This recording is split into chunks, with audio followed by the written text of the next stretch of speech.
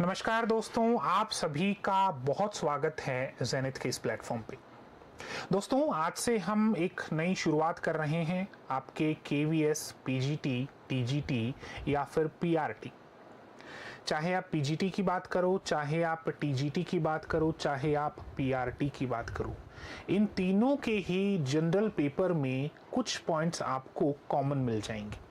तो बेसिकली हमारी शुरुआत तो है केवीएस पीजीटी के लिए, यानी जो पोस्ट ग्रेजुएट टीचर्स होते हैं उनके लिए, लेकिन हम साथ में टीजीटी भी कवर कर लेंगे और साथ में ही पीआरटी को भी कवर कर लेंगे।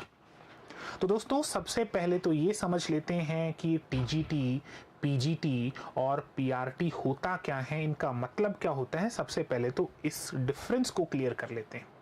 उसके बाद नो डाउट हमें पीजीटी के लिए तैयारी करनी है। आपके सब्जेक्ट की क्लासेस अलग रहेंगी, आपके जनरल पेपर की क्लासेस अलग रहेंगी। तो आज से आपकी जनरल पेपर की क्लासेस की सीरीज स्टार्ट हो रही है। चलिए, तो सबसे पहले हम ये देख लेते हैं कि पीजीटी, टीजीटी और पीआरटी में डिफरेंस क्या होता है। उसके बाद फिर मैं इस मुद्दे पर लौटूंगा कि ये जो एग्ज़ाम आपका होने वाला है, ये जो पीजीटी का एग्ज़ाम आपका होगा, ये कितने नंबर का होगा, कितना आपको समय मिलेगा और कौन से मोड पर होगा। आज इन सभी बातों पर विस्तार से चर्चा करेंगे और साथ ही साथ आपके जनरल पेपर के सिलेबस पे भी चर्चा करेंगे। चलिए दोस्तों, सबसे पहले समझने की कोशिश कर लेते हैं पीजीटी, टीजीटी और पीआरटी का मतलब क्या है। देखिए, सबसे पहले अगर हम बात करें पीआरटी से शुरुआत करते हैं सर। पीआरटी का मतलब है प्राइमरी टीचर। जब आप पीआरटी की बात करते हैं तो पीआरटी का मतलब होता है दोस्तों प्राइमरी टीचर। देखिए, मेरा एक मानना है कि कोई भी टॉपिक पढ़ना शुरू करने से पहले उसके बारे में हमारे पास डिटेल्ड जानकारी होनी चाहिए। आप अगर एक पेड़ को काटना चाहते हैं, हालांकि पेड़ काटना तो अपराध है, लेकिन एक कहावत है कि अगर पेड़ काटना चाहते हैं तो पहले आप अपनी कुल्हाड़ी को तेज कीजिए। आपको सिलेबस पता होना चाहिए, आपको पूरा पैटर्न पता होना चाहिए, उसके बाद फिर आप पढ़ने बैठेंगे। तो आज से हमारा ये सेक्शन शुरू हो रहा है। आज हम केवल और केवल सिलेबस, केवल और केवल पैटर्न पर डिस्कशन करेंगे। कल से फिर हमारी नॉर्मल क्लासेस शुरू हो जाएंगी। तो दोस्तों, सबसे पहले हम अगर बात करें पीआरटी के बारे में, तो ये पीआरटी क्या होता है। देखिए, पीआरटी का मतलब है प्राइमरी टीचर। पीआरटी का मतलब है प्राइमरी टीचर जो 1 से 5 तक के लिए होता है। टीजीटी का मतलब क्या है सर? टीजीटी का मतलब है ट्रेंड ग्रेजुएट टीचर और ये 6 से 10 के लिए है। ठीक, तो हमें पीआरटी का मतलब क्लियर है, टीजीटी का मतलब क्लियर है। इसके बाद हम बात करते हैं पीजीटी का मतलब क्या है सर? पीजीटी का मतलब है पोस्ट ग्रेजुएट टीचर जो कक्षा 11 और 12 के लिए है। तो ये तो आपके तीनों सेक्शंस हो गए। बहुत बार स्टूडेंट्स कंफ्यूजन में रहते हैं, सर पीआरटी का एग्जाम दें क्या, सर टीजीटी का एग्जाम दें, पीजीटी का एग्जाम दें। तो भाई ये सारे कंफ्यूजन्स अब हम दूर कर लेंगे। एक तो आपको इन एग्जाम्स के बारे में पता होना चाहिए। PRT primary teacher, TGT trained graduate teacher और पीजीटी आपका पोस्ट ग्रेजुएट टीचर। अब ये आपको अलग अलग भर्तियों में देखने को मिल सकते हैं। आपको केवीएस में देखने को मिल सकते हैं, आपको एनवीएस में देखने को मिल सकते हैं। आज हम बात करेंगे केवीएस के बारे में। आपकी जो केवीएस को लेकर नोटिफिकेशंस आए हुए हैं और केवीएस की वैकेंसीज जो हैं संभावित हैं, उन मुद्दों पर आज बात करेंगे। तो दोस्तों, सबसे पहले अगर बात करें पीआरटी के विषय में, तो पीआरटी करने के लिए या एग्जाम देने के लिए आपको क्या क्या चाहिए, एलिजिबिलिटी क्या होनी चाहिए। देखिएगा, ग्रेजुएशन होना चाहिए एक तो, यानी आपकी ग्रेजुएशन पूरी होनी चाहिए। जिस सब्जेक्ट से हैं वो ग्रेजुएशन पूरी होनी चाहिए। डीएलएड होना चाहिए या फिर बीएलएड हो सकता है, एनआईओएस से भी हो सकता है, प्लस साथ में आपको सीटेट का पेपर 1 क्लियर होना चाहिए। ये सारी चीज़ें अगर आपके पास हैं तो फिर आप ये एग्ज़ाम दे सकते हैं। सेकंड पे आते हैं, ट्रेंड ग्रेजुएट टीचर पर आते हैं। ट्रेंड ग्रेजुएट टीचर के लिए आपको ग्रेजुएशन चाहिए, फिर सर आपको बीएड चाहिए और आपको सीटेट का पेपर 2 चाहिए। यानी अगर आप टीजीटी का एग्जाम देना चाहते हैं, ट्रेंड ग्रेजुएट टीचर का एग्जाम देना चाहते हैं, तो आपके पास कम से कम ये चीज़ें होनी चाहिए और ये डिग्री होनी चाहिए बाकायदा एग्जाम देने से पहले। इसके बाद बात करते हैं पोस्ट ग्रेजुएट टीचर के विषय में, यानी पीजीटी के बारे में। अगर आप पीजीटी करना चाहते हैं तो आपके पास कंसर्न सब्जेक्ट में यूजी होना चाहिए, पीजी होना चाहिए। भाई यूजी तो स्वाभाविक बात अपने आप ही होगा, अगर आप पीजी कर रहे हैं आपके पास पीजी होना चाहिए, प्लस आपके पास क्या होना चाहिए, बीएड होना चाहिए। यानी कि दोस्तों पीजीटी के एग्ज़ाम के लिए सीटेट की अनिवार्यता नहीं। आप अगर पीजीटी का एग्ज़ाम देना चाह रहे हैं तो आपके पास पीजी और बीएड इतना सफिशिएंट है। अब कितने मार्क्स होने चाहिए, मिनिमम 55% होने चाहिए, क्या होने चाहिए, उतना गहराई में हम नहीं जाएंगे। हमको एक ओवरऑल चीज़ें समझ में आनी चाहिए। तो देखिए ये तो एक ओवरऑल आपका बेस है कि ऐसे ऐसे एग्जाम्स हो सकते हैं, इसको क्या कहेंगे, इसको क्या कहेंगे, इसको क्या कहेंगे। अब हम बात करते हैं कि ये एग्ज़ाम किस तरीके से होता है, कितने मार्क्स का ये एग्ज़ाम होता है, कितना समय आपको मिलता है, क्या इस एग्ज़ाम में कोई नेगेटिव मार्किंग होगी, या क्या इसमें हम किस मोड पर एग्ज़ाम देंगे, किस तरीके से बात होगी। तो देखिए आपको ध्यान होगा रिटन एग्ज़ाम और इंटरव्यू आपका होगा। अगर बात करें रिटन एग्ज़ाम्स की तो 180 मार्क्स का एग्ज़ाम होगा। 180 मार्क का आपका एग्ज़ाम होगा, मतलब जो मार्क्स हैं वो कितने होने चाहिए, 180। टाइम कितना मिलेगा आपको सर, तो टाइम मिलेगा 3 घंटे। 3 घंटे का आपको समय मिलेगा। क्या दोस्तों इस एग्ज़ाम में कोई नेगेटिव मार्किंग है, तो आपका आंसर होगा नहीं सर, कोई नेगेटिव मार्किंग नहीं है। और एग्ज़ाम किस मोड पर होगा, तो एग्ज़ाम कंप्यूटर बेस्ड होगा, यानी सीबीटी मोड पर होगा। अभी तक जो जानकारियां हैं वो यही हैं। अगर कुछ अपडेट होता है, कुछ चेंज होता है, तो आपको हमारे YouTube चैनल के माध्यम से और टेलीग्राम के माध्यम से और एप्लीकेशन पर भी इन्फॉर्म कर दिया जाएगा। तो एग्ज़ाम का मोड क्या होगा सर, एग्ज़ाम का मोड होगा सीबीटी। चलिए, तो दो चीज़ें हमारी तैयार हुई, एक तो पीआरटी, टीजीटी और पीजीटी के बीच का जो कंफ्यूजन है वो हमारा क्लियर होता है। फिर हम बात करते हैं, ये ओवरऑल है, सबके लिए है, ये पीआरटी के लिए भी है, टीजीटी के लिए भी है और पीजीटी के लिए भी है, सबके लिए है। टोटल मार्क्स 180, टोटल समय 3 घंटे। क्या कोई सर नेगेटिव मार्किंग है, नहीं सर कोई नेगेटिव मार्किंग नहीं है। कौन से मोड पे एग्जाम होगा, तो आपका एग्जाम सीबीटी मोड पर होगा। चलिए अब बात करते हैं मार्किंग की, कि मार्किंग किस तरीके से होगी, आपका एग्जाम कैसे होगा, पार्ट 1, पार्ट 2, पार्ट 3, पार्ट 4, किस तरीके से आपका एग्जाम होगा। तो देखिए अगर आपके एग्जाम की बात करें तो यहाँ थोड़ा सा ट्विस्ट है, आपको बहुत अच्छे से इसको समझना होगा। यहाँ पीआरटी के लिए थोड़े नियम अलग हैं और पीजीटी, टीजीटी के लिए थोड़े से नियम अलग हैं। कुछ एक चीज़ें सेम हैं लेकिन बहुत कुछ चीज़ें अलग भी हैं। जैसे अगर पार्ट 1 की मैं बात करूं, रिटन एग्जाम की बात हो रही है दोस्तों, पार्ट 1 की मैं बात करूं तो 20 मार्क्स का होगा और इसमें आपके हिंदी और इंग्लिश आएगा। जो आपके जनरल हिंदी और जनरल इंग्लिश होता है वो पार्ट आएगा इसमें आपका, पार्ट 1 20 मार्क्स का। पार्ट 2 की मैं बात करूं तो पार्ट 2 भी आपका कितने मार्क्स का है, 20 मार्क्स का है सर। और पार्ट 2 में आपका क्या क्या आएगा, पार्ट 2 में आएगा आपका जनरल अवेयरनेस आएगा, यानी जीए, यानी जो आपकी हिस्ट्री वगैरह हो गई, जनरल नॉलेज हो गई, वो आ जाएगा। एक आपका रीजनिंग आएगा और एक आपका कंप्यूटर पार्ट आएगा, ये आ जाएंगे आपके पार्ट 2 में। और पार्ट 2 कितने मार्क्स का होगा दोस्तों, 20 नंबर का होगा, तो ये भी थोड़ा सा आप ध्यान रखना। पार्ट 3 की बात करें, यहां थोड़ा सा अंतर है, पार्ट 3 में भी अंतर है, पार्ट 4 में भी अंतर है। यहां तक तो पीआरटी, पीजीटी, टीजीटी कोई अंतर नहीं, लेकिन पार्ट 3 और पार्ट 4 में आपको थोड़ा सा अंतर देखने को मिलेगा। पार्ट 3 जो है वो किससे संबंधित है, पार्ट 3 को देखो 2-3 नामों से हम पुकारते हैं। हम पेडागोजी भी कह देते हैं कई बार इसको, हम बहुत बार इसको एजुकेशन मैनेजमेंट भी कह देते हैं, बहुत बार इसको perspectives on education and leadership भी कहते हैं। तो जो केवीएस का ऑफिशियल सिलेबस होता है, अगर आप उस सिलेबस को देखें तो वहां आपको ये लिखा मिलेगा part 3 perspectives on education and leadership. लेकिन आम बोलचाल की भाषा में दोस्तों इसको हम पेडागोजी भी कह देते हैं। हाँ, यहाँ मार्क्स कैसे डिवाइडेड हैं ये ध्यान रखना। देखो अगर आप पीआरटी दे रहे हो, पीआरटी की बात करो तो 60 नंबर, 60 मार्क्स पार्ट 3। अगर आप पीजीटी या टीजीटी की बात करते हो तो कितने मार्क होंगे सर, 40 मार्क होंगे। यहाँ थोड़ा सा अंतर है, ऊपर तक कोई अंतर नहीं था, यहाँ 20 नंबर का अंतर है। पीआरटी में हो तो ये पार्ट आपका 60 नंबर का होगा। 60 नंबर अपने आप में बहुत इंपॉर्टेंट होते हैं। पीजीटी टीजीटी में हो तो ये पार्ट आपका 40 नंबर का होगा, और 180 में से 40 नंबर भी दोस्तों अपने आप में बहुत इंपॉर्टेंट होते हैं। और अगर मैं 100 नंबर हटा दूं सब्जेक्ट के, तो आपके पास जनरल पेपर के बचते हैं 80 नंबर। 80 में से 40 नंबर भी अपने आप में बहुत बड़ा वेटेज कैरी करते हैं। बात करते हैं पार्ट 4 की, तो पार्ट 4 देखिए फिर से थोड़ा सा आपका चेंज होगा। पार्ट 4 इस बार सब्जेक्ट आएगा। अच्छा, पार्ट 4 में क्या होगा, अगर आप पीआरटी दे रहे हैं तो ये 80 नंबर का होगा। टोटल 180 करना था ना, तो भाई इधर 60 अगर 20 बढ़ा दिया तो इधर 20 कम कर दिया, 80 कर दिया।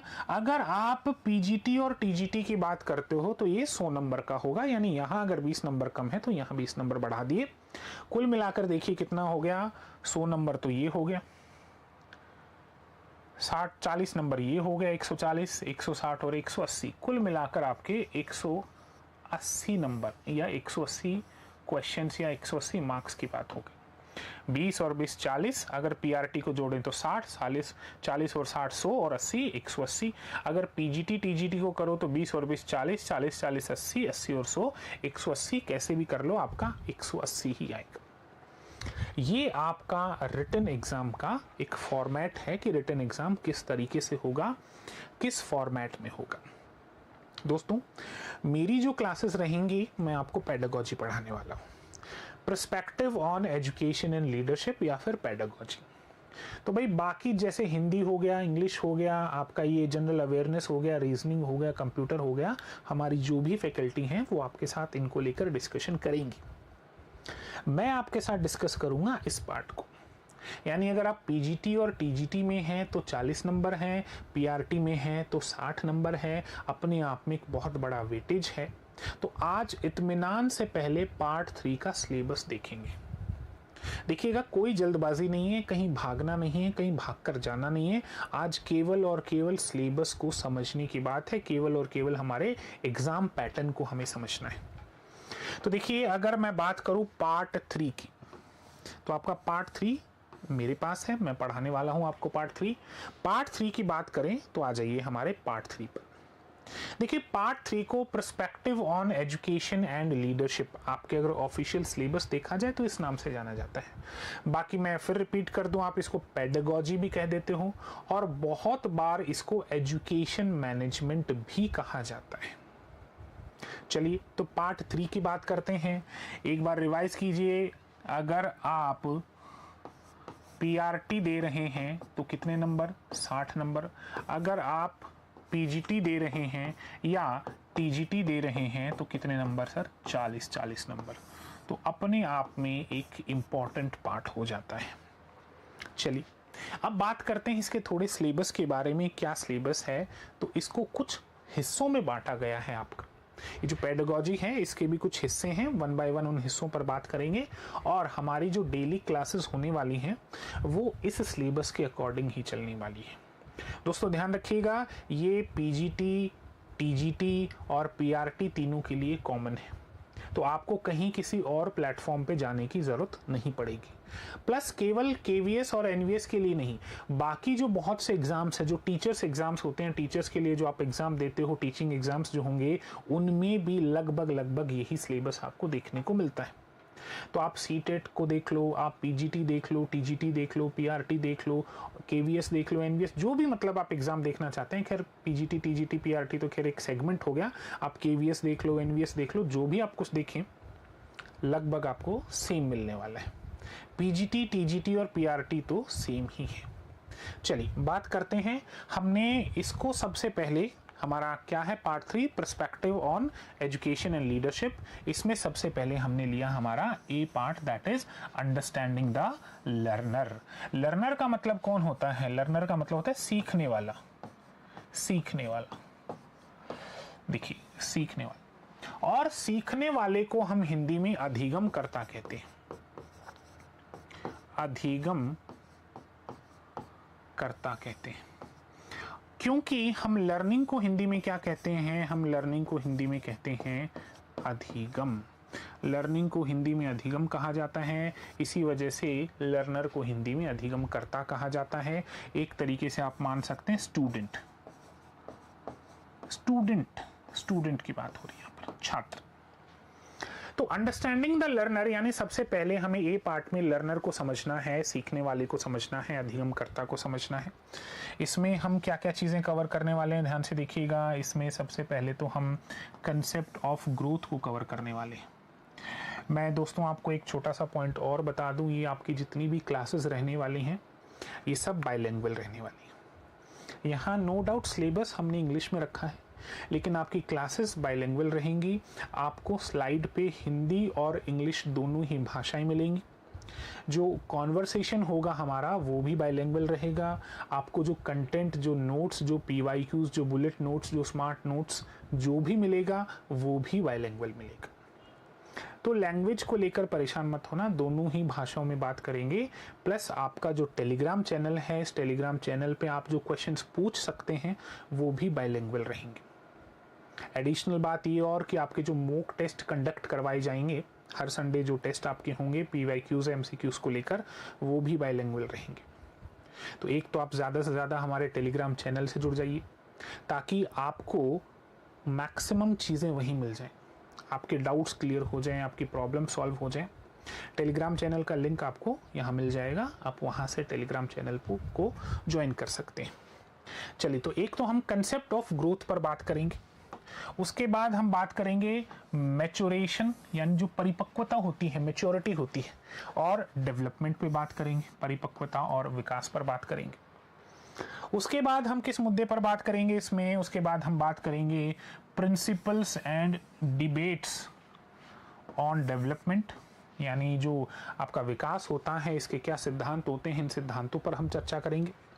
फिर हम किस पर चर्चा करेंगे, फिर हम चर्चा करेंगे डेवलपमेंट टास्क एंड चैलेंजेस। तो एक पार्ट तो पूरा आपका ये कवर होगा। अब इसमें ये हो सकता है कि आपकी क्लासेस 4 भी हो जाएं, 5 भी हो जाएं। आपको क्लासेस प्रॉपर नंबर से मिलेंगी, क्लास 1, क्लास 2, क्लास 3, क्लास 4, और हर क्लास के ऊपर आपको सबसे पहले हेडिंग मिलेगी कि किसकी क्लास होने वाली है। तो 3 से 4 क्लासेस दोस्तों, 5 भी हो सकती हैं, आप यहाँ देखने वाले हैं। चलो, इसके बाद फिर हम इसी के सेकंड पार्ट में आ जाते हैं। सबसे पहले हम बात करेंगे इसमें डोमेन्स ऑफ डेवलपमेंट पे। यहाँ पे 2 ही चीजें, डोमेन्स ऑफ डेवलपमेंट यानी कि आपका जो विकास है उसके आयाम कितने हो सकते हैं उस पर चर्चा करेंगे। इसमें आपके फिजिकल भी हो सकता है, कॉग्निटिव भी हो सकता है, सोशो इमोशनल भी हो सकता है, मोरल भी हो सकता है, लिंग्विस्टिक भी हो सकता है, etcetera etcetera. Domains of development पे बात करेंगे। डोमेन्स ऑफ डेवलपमेंट के साथ ही हम एक और इम्पॉर्टेंट टॉपिक को कवर कर लेंगे, साथ ही साथ लगे हाथों इसको भी कवर करना है, डेविएशन इन डेवलपमेंट। यानी डेविएशन का मतलब क्या होता है? डेविएशन का मतलब होता है दोस्तों विचलन। डेविएशन का मतलब होता है विचलन, यानी आपका जो विकास होता है उसमें क्या क्या प्रॉब्लम्स आ सकती हैं, क्या क्या विचलन आ सकते हैं, विकास जैसा होना चाहिए वैसा क्यों नहीं हो रहा, डेविएशन पर बात करेंगे। तो इसमें भी हमारी कम से कम 2 क्लासेस आपको देखने को मिल जाएंगी। चलिए बात करते हैं आगे। फिर हम बात करेंगे अंडरस्टैंडिंग अडोलसेंस।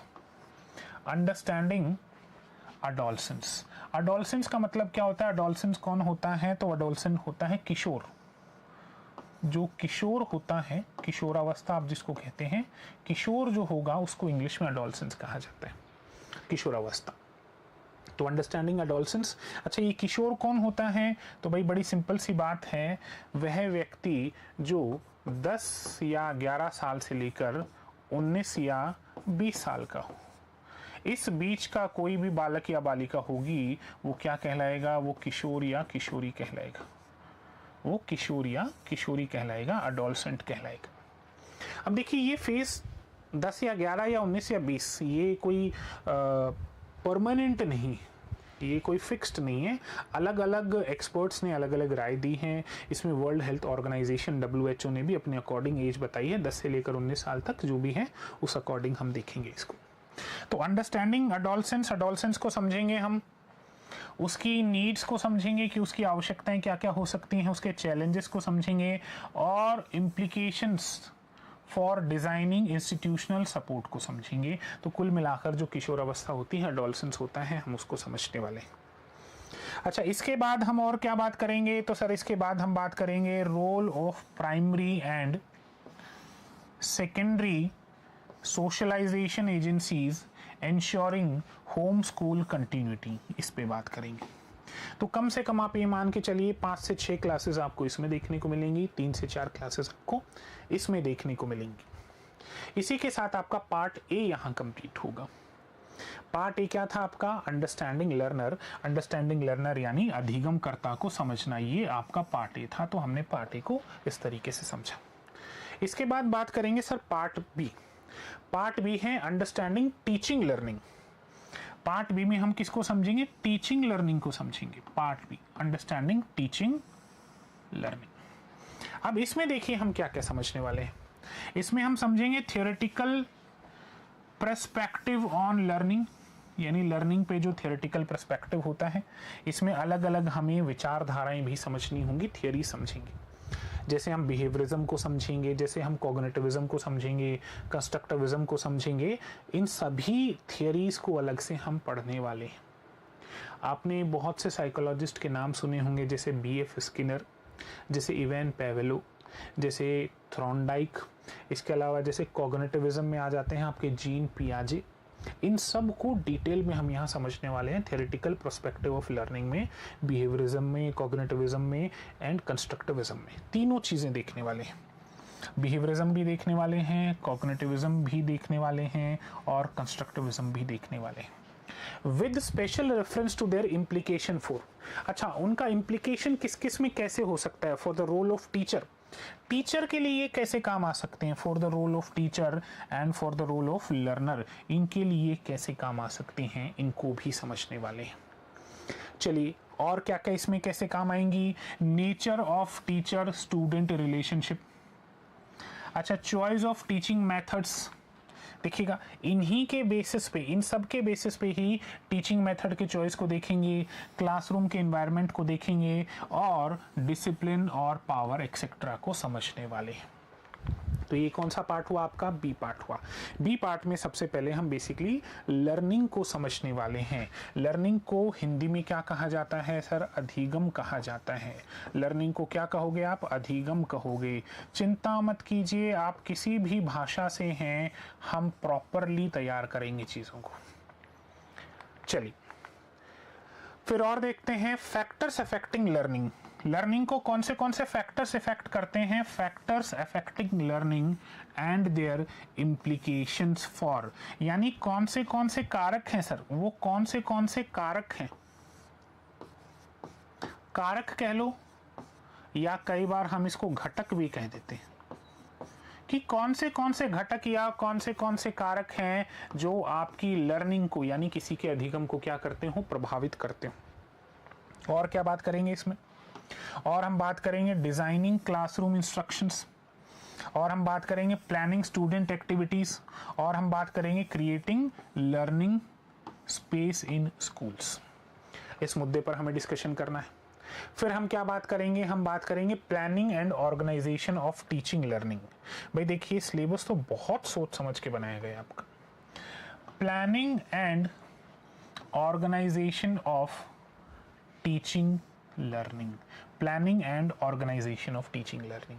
मैं तो आपको ये भी कहूँगा कि अगर मेरा कोई साथी ग्रेड की भी तैयारी कर रहा है, फर्स्ट ग्रेड की अगर तैयारी कर रहे हो, सेकंड ग्रेड की तैयारी कर रहे हो, उसमें भी आपके जनरल पेपर में एक टॉपिक आता है साइकोलॉजी, एजुकेशनल साइकोलॉजी, वहाँ भी ये काम आने वाले हैं आपको। और एजुकेशन मैनेजमेंट आता है, वहाँ भी ये काम आने वाले हैं आपको। तो ये केवल KVS NVS तक लिमिटेड मत रखना, जहाँ जहाँ ये टॉपिक्स हैं वहाँ वहाँ के लिए काम आ सकते हैं। चलिए, planning and organization of teaching and learning बात करते हैं। कंसेप्ट ऑफ सिलेबस, सिलेबस को समझेंगे। करिकुलम को समझेंगे कि करिकुलम क्या होता है, सिलेबस क्या होता है, करिकुलम क्या होता है। ओवर्ट एंड हिडन करिकुलम, ये कितने कितने प्रकार के होते हैं, ओवर्ट करिकुलम क्या होता है, हिडन करिकुलम क्या होता है, इसको समझेंगे।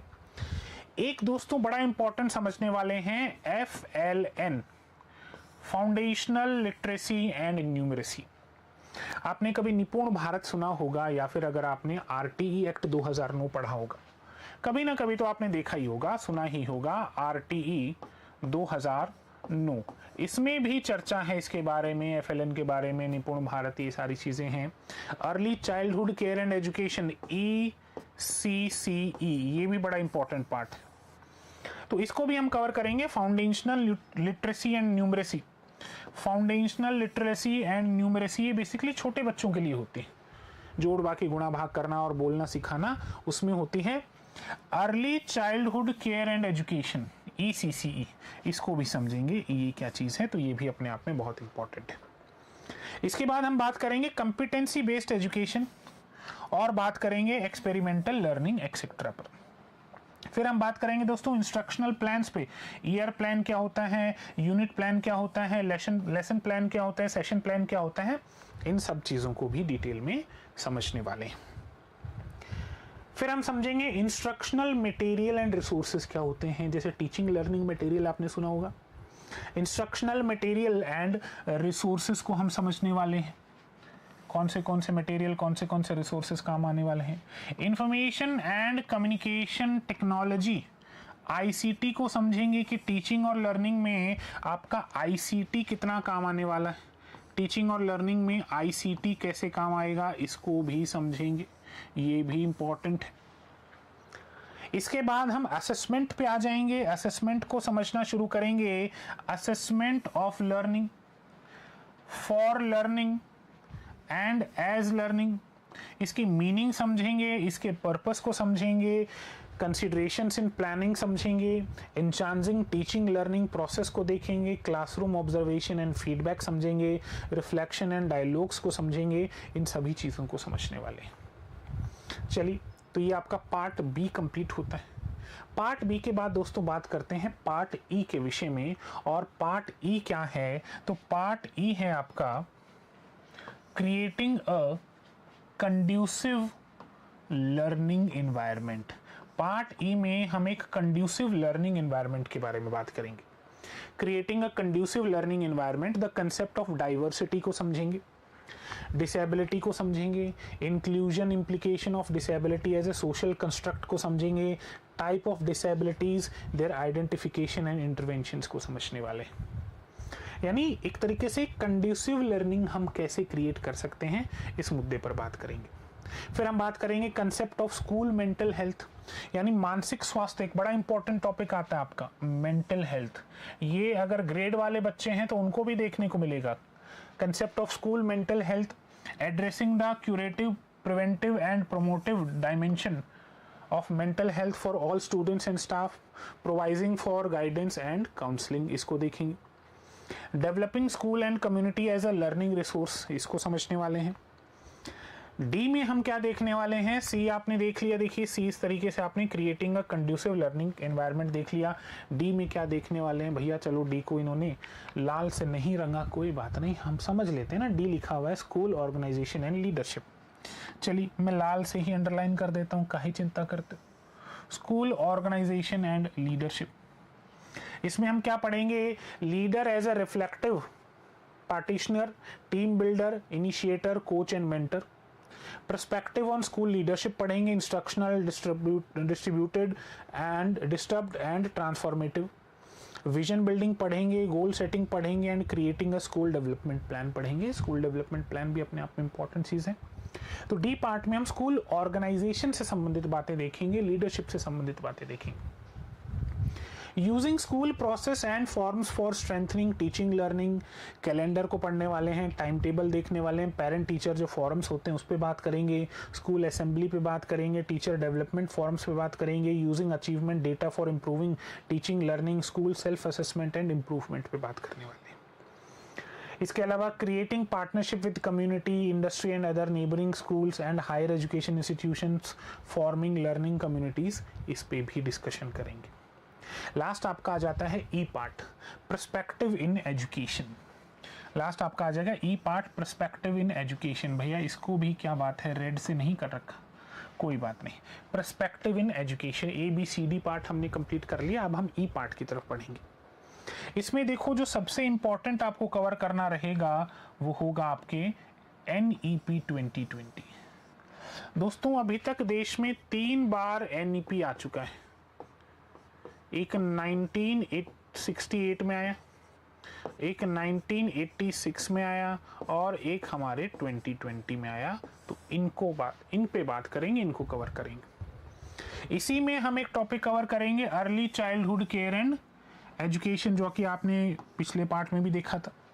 The foundation of learning, foundational literacy and numeracy को कवर करेंगे, curriculum and pedagogy in school को कवर करेंगे, holistic and integrated learning cover करेंगे, इक्विटेबल एंड इंक्लूसिव एजुकेशन को कवर करेंगे, learning for all, competency based learning and education को cover करेंगे। इसके अलावा आपके guiding principal for child right, protecting and provision for rights of children to safe and secure school environment, यानी कि किसकी बात कर रहा है सर, ये RTE 2009 की बात कर रहा है, इस पे बात करेंगे। RTE 2009 पे बात करनी पड़ेगी। Historically studying the national policies in education with special reference to school education, तो नेशनल पॉलिसीज जितनी भी हैं इनको पढ़ेंगे, NEP पढ़नी होगी। और स्कूल करिकुलम प्रिंसिपल्स देखेंगे, prospective learning and knowledge, curricular area, school stages, pedagogy and assessment को देखने वाले हैं। तो दोस्तों ये कुछ सिलेबस के बारे में चर्चा थी। आज की क्लास एक तरीके से टॉपिक की क्लास तो नहीं थी, हमने टॉपिक तो नहीं पढ़ा आज, कोई भी टॉपिक हम हमारी अगली क्लास से शुरू करेंगे। आज केवल और केवल हमने ये समझा कि आप जो एग्ज़ाम देने जा रहे हैं वो है क्या, कितने मार्क्स का होगा, कैसा पेपर होगा, PRT क्या है, PGT क्या है, TGT क्या है, कितने नंबर आपको चाहिए, क्या क्या आपके अंदर एलिजिबिलिटी होनी चाहिए, और सबसे बड़ी बात सिलेबस क्या होना चाहिए। दोस्तों आज की क्लास को मैं यहीं रोकूंगा। मैं उम्मीद करता हूँ ये सिलेबस, ये मार्क्स, ये डिस्कशंस आपको बहुत बेहतर समझ में आ गए होंगे। मैं सभी बच्चों से एक ही निवेदन करूँगा, भागना नहीं है, एक बार प्रॉपरली हमें समझना है कि करना क्या है। तो आज हमने समझ लिया करना क्या है, आपके पास क्या क्या होना चाहिए, चलिए उस पर बात कर लेते हैं। आपके पास आपका सिलेबस होना चाहिए, सिलेबस की हार्ड कॉपी आपके पास होनी चाहिए, सॉफ्ट कॉपी से काम नहीं चलेगा, हार्ड कॉपी रखिए, एक पेन या हाइलाइटर रखिए और जो जो पार्ट होता जाए उसको हाईलाइट या अंडरलाइन करते चलिए। इससे एक रिदम बनी रहेगी आपकी कि हमने क्या पढ़ लिया और क्या बच गया। हम जो क्लासेस हम लेंगे, जो क्लासेस मैं आपको पढ़ाऊंगा, जो डिस्कशंस हम करेंगे, हम बिल्कुल टू द पॉइंट सीरीज़ के हिसाब से चलेंगे। Class 1, class 2, class 3, class 4, class 5, class 6, इस तरीके से चलेंगे और हर क्लास के साथ आपको उस क्लास की हेडिंग भी मिलेगी। तो बिल्कुल भी कंफ्यूजन नहीं रखना है, जो टॉपिक आप सर्च करेंगे वो आपको उस क्लास में मिलने वाला है। PYQs करने बहुत सारे, MCQs करने बहुत सारे, आपके लिए टेलीग्राम पर शाम को बहुत से PYQs भी डाले जाएंगे, MCQs भी डाले जाएंगे। एक तरीके से जो वोटिंग वाला जो क्वेश्चंस होता है वो करवाएंगे। तो इसके लिए आप हमारे टेलीग्राम चैनल को ज्वाइन कर लीजिए। कल मिलेंगे इसी टाइम, सेम टाइम हमारी क्लास रहेगी, बिल्कुल हमें शेड्यूल मिस नहीं करना है। और हमारे KVS NVS की PGT, देखिए शुरुआत हमने PGT से की थी, PGT की तैयारी हम बहुत अच्छे से करेंगे, साथ में आपके TGT की भी हो जाएगी और साथ में आपके PRT की भी हो जाएगी। आपको एजुकेशन मैनेजमेंट या पेडागोजी मैं पढ़ाऊंगा, बाकी फैकल्टीज़ आपको मैथ्स या फिर ये माफ़ कीजिए जो आपका कंप्यूटर्स है, जो आपका जनरल अवेयरनेस है, आपका जो रीजनिंग है वो पढ़ाएंगे, इंग्लिश हिंदी अलग होगी। तो चलिए दोस्तों, मैं उम्मीद करता हूँ आपको सिलेबस बहुत अच्छे से समझ में आया होगा। आज के लिए इतना ही, आप सभी का बहुत बहुत धन्यवाद। हम कल से हमारी क्लासेस सेम टाइम शुरू करेंगे, पढ़ाई करेंगे, डेडिकेटेड रहेंगे, देखते हैं एग्ज़ाम कैसे क्रैक नहीं होता। धन्यवाद दोस्तों।